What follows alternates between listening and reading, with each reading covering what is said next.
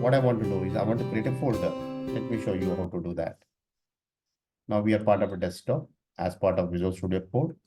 Now I can close this CMD. Even I can close this. Even I can close this. Right click. Just click here. Say DevOps. We created a folder. You see, this is a folder. In this folder, if you're planning to create a file, let's create a file. Select this tools.txt. We created a file. And if you want to add something to the file, this is a test file. Once it is done, go to file, save it. Now, if you want to read it, double click and read it.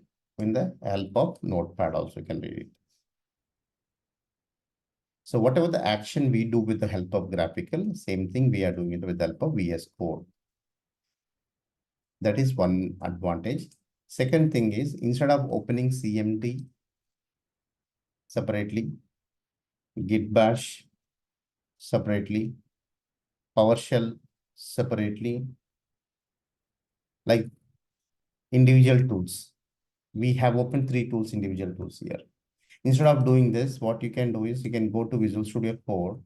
In Visual Studio Code, you have an option called Terminal. Go to Terminal, click on New Terminal. Here you can open the same 3 tools here. By default, it is open with PowerShell, the default shell.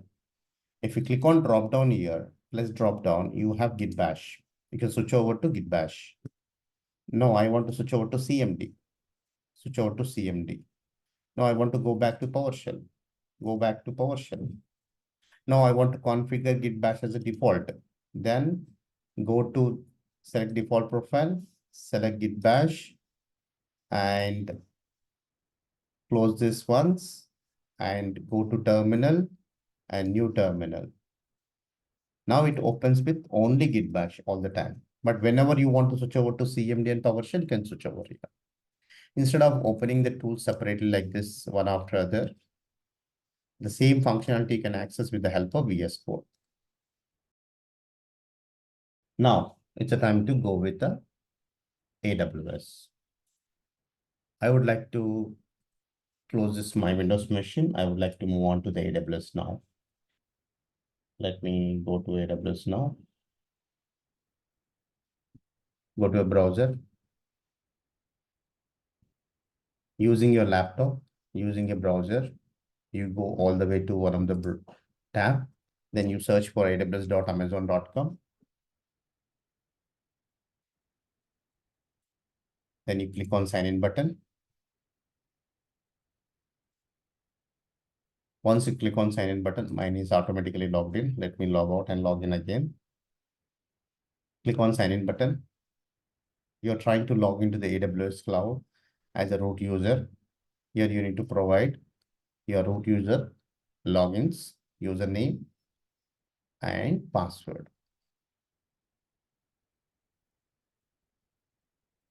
Successfully, we have logged into the AWS as a root user. The moment you log into the AWS, you need to understand a few basic things. The moment you are logged in here, you're part of management console. Top left corner, you have AWS logo. If you click here, this home page will get refreshed. And if you want to go to services, here we have list of services. It starts with alphabets, A, analytics. Under analytics, what you have from one service to until these many services you have. That means under each group, you'll have minimum one service. Under blockchain, you have only one. Under analytics, you have more than one. Under business applications, you have more than one. Under cloud financial management, you have 3. Compute, more than 1. Containers, 4. Customer enablement, more than 1. 5 services. Databases, more than 1. Developer tools, ultimate DevOps tools, more than 1. End user computing, more than 1. And these services are categorized into 2 parts, global services and region-based services.